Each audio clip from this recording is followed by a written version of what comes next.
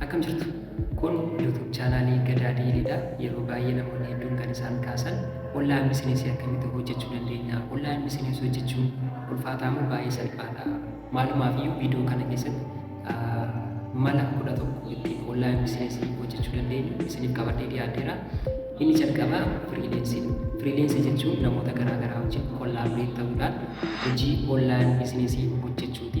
Kana jechuun content creation ta'uu danda'a, writing ta'uu danda'a, programming ta'uu danda'a, researchiiwwan garaagaraa nama kan biraadhaaf hojjechuudhaan galii irraa argachuu jechuudha. Weebsaayitii kanneen akka Upwork akkasumas firiilensarii seentanii access gochuu dandeessu. Maalumaaf description boxii jala isiniif kaa'eera. Linkii kana kilik gootanii seenuu dandeessu. Inni itaan online saarviidha. Online saarvii jechuun information garaagaraa kennuudhaan galii argachuudha. Weebsaayitiiwwan kanneen akka Swagbuuksii, Saarvii Jaangilii, Amazon Mechanical Turkey kanneen kana seentanii dataa kennuudhaan galii argachuudha. Hundi keenya yookaan beeknu inni sadaffaan content creation. Content creation jechuun sooshaal miidiyaa garaagaraa ta'uu danda'a, YouTube ta'uu danda'a, viidiyoo hojjennee galii onlaayinii argachuu jechuudha. Garuu biyya keenya keessatti kun restrictionii qabaachuu danda'a. Fakkeenyaaf YouTube'n Itoophiyaa keessaa paartinarii waan hin qabneef view Itoophiyaatiif waan kaffalu hin qabu. Garuu hojii isin hojjettan yookaan viidiyoo keessan biyyoota garaagaraatiin daawwatanii jennaan YouTube'n isiniif kaffaluu danda'a. Fakkeenyaaf USA taanaan $5 hanga $10 tokkotti kaffaluu danda'a.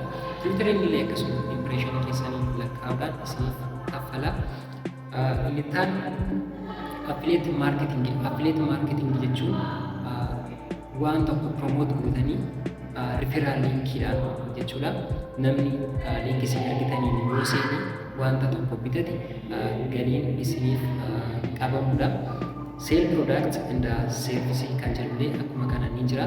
Kana jechuun online bizineesii kanneen akka Amazonii, Alibaba, eBay irratti wantoota garaagaraa gurguruudhaani jechuudha. Fakkeenyaaf Shopify irratti waan tokko gurgurtanii nama kan biraarraa onlaayiniidhaan hojii e-commerce hojjechuu jechuudha. Kan itti aanu online tutoringii. Online tutoringii jechuun tutoringii garaagaraa onlaayiniidhaan barsiisuudhaan ta'uu danda'a. Haala garaagaraatiin Udemy, tutor.com wantoota akkasirratti hojjechuudhaan argachuudhaan. Kan itti aanu stock photography. Stock photography jechuun footograafirii gaarii nu taatan suuraa bareedaa qabaataniidhaan gurguruu dandeessu. Kanneen akka Shutterstock, Adobe Stock, Getty Image irratti suuraa keessan fudhatamiidhaan galii argachuu dandeessu. Kan itti aanu remote workiidha. Keessumaa remote work jechuun ogummaa kanneen akka IT, software engineering, ogummaa kompiitaraa garaagaraa taanaan baay'ee gaariidha. Mana keessanii kaampaaniiwwan gurguddaarraa hojii gaarii hojjechuudha. Kun galiin isaas qaamni isin argattan baay'ee olaanaadha. Garuu ogummaa yookaan immoo professionaal gaarii ta'e isin gaafata. Inni baay'ee beekamaan kan biraan virtual assistance. Virtual assistance jechuun chaatingiidhaan namoota garaagaraa walitti fiduudhaan fakkeenyaaf dhaabbataa fi maamila walitti fiduudhaan chaatii nama kan biraa assist gochuu jechuudha. Kanneen akkasii Upwork, Fiverr irratti seentanii ilaaluu dandeessu. Kan biraan cryptocurrency trading. Cryptocurrency trading jechuun kooniiwwan garaagaraa bitanii gurguruu jechuudha. Ethereum ta'uu danda'a, Bitcoin ta'uu danda'a. Garuu titoorii mataa isaatii nama gaafata.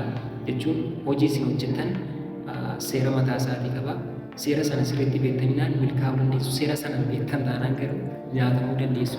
Biyya keenya keessatti karaaleen ittiin cryptocurrency kana hojjechuu danda'an Paxful'idhaaf Baayinaansiidhaaf. Baayinaansii irratti peer to peer fayyadamuudhaan bitanii gurguruu dandeessu.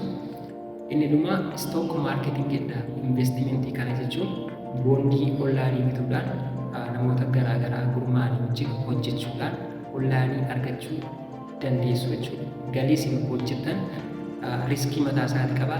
Riskii fudhattanii hojjetu taanaan milkaa'uu dandeessu. Gaafa onlaayinii hojjettan yookaan nyaatamuu dandeessu yookaan immoo success ta'uu dandeessu. Kun akkaataa isin professionaalii taatanii ittiin hojjetanidha. Hard work gaafata, beekumsa mataa isaatii gaafata. Gabaabaatti onlaayinii bizineesii karaalee ittiin hojjechuu danda'an kanaadhaa.